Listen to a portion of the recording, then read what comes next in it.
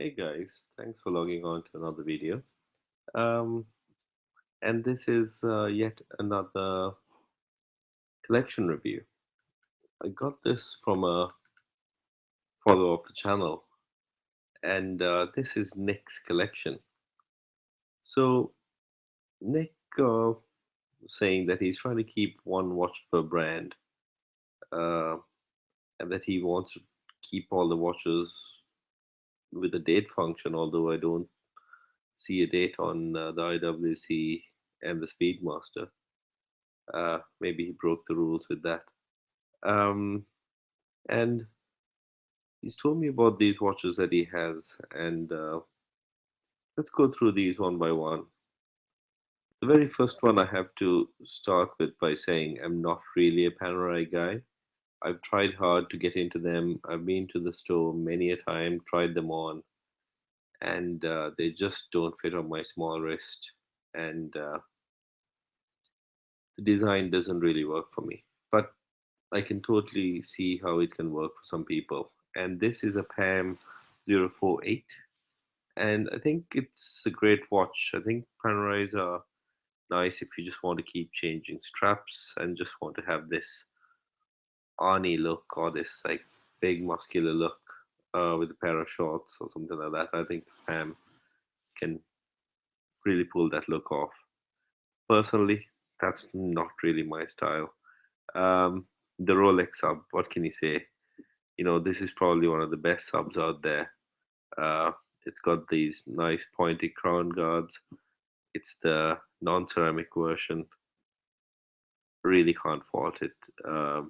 Really, really timeless watch, classic, and don't ever let that one go because you probably end up buying one back.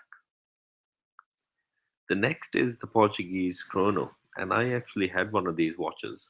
I had the white dial with the blue numerals and blue hands and a bluey black strap, and I really liked it, and I wore it for a long time. But with the rest of my watches coming into the collection, just didn't have the time for it.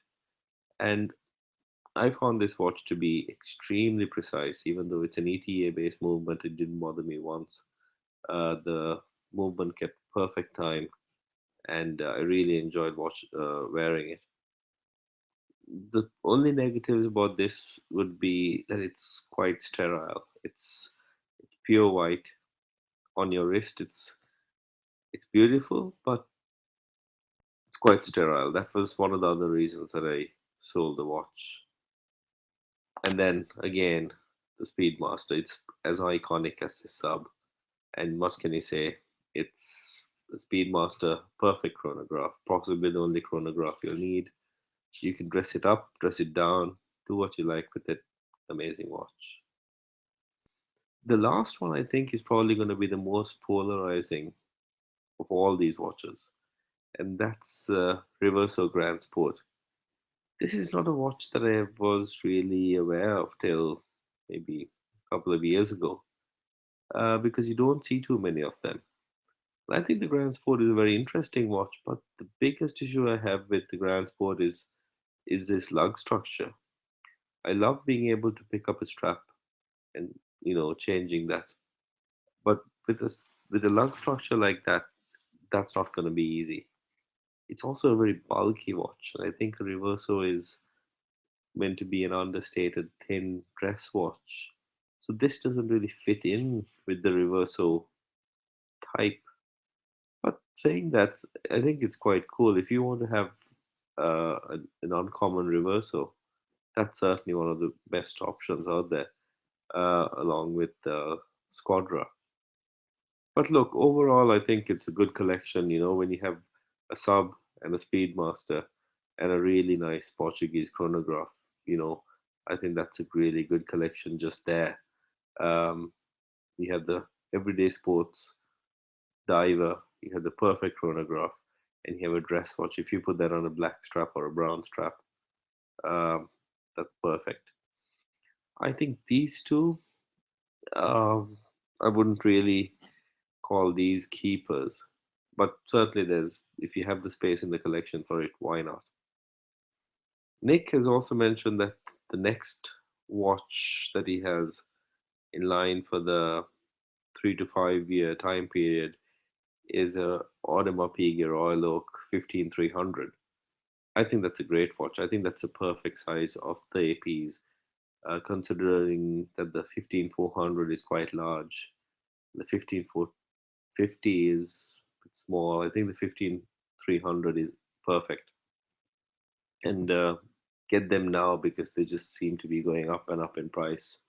I've been keeping an eye out uh, because I was considering getting a black dial one just to kind of mix it up. Um, I saw one at a cheap price, but that's gone, and I haven't seen any coming back at that price again. And the next watch that he wants to add, I think that is a brilliant watch, is a Patek Philippe um, Calatrava 5227, and that's a beautiful watch. I think if you have the wrist size to pull that off, and it's a very elegant Calatrava. I would probably prefer Calatrava with no date, but if you want a date on a Calatrava, that's fine. And the 5227 is probably one of the best watches, and you can get them at a great price.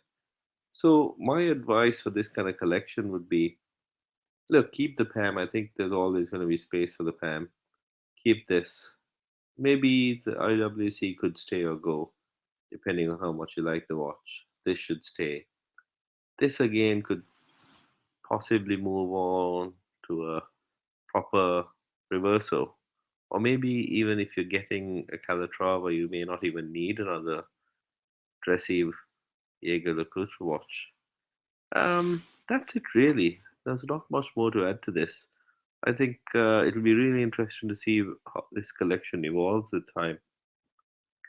I think I see a space on the watch box over there for another watch. So maybe it'll be a perfect six watch collection. Maybe get rid of this, add the Audemars Piguet, and add the Patek Calatrava there, and use this and this as sort of floater watches, but keep a core collection of the Sub, the Speedmaster, the Audemars Piguet Royal Oak, and the Calatrava, and just have space for two watches just to, you know, mess around and play with. Look, thanks for the email, and thanks for following the channel.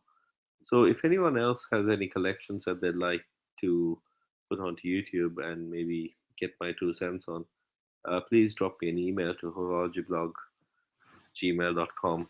And also, check out the website chronoshots.com, where I put some pictures up of my videos and these collections. Do subscribe and do like the video. Uh, I haven't even checked the subscriber numbers, but it's nice to see the number going up slowly. Thanks for watching and keep in touch.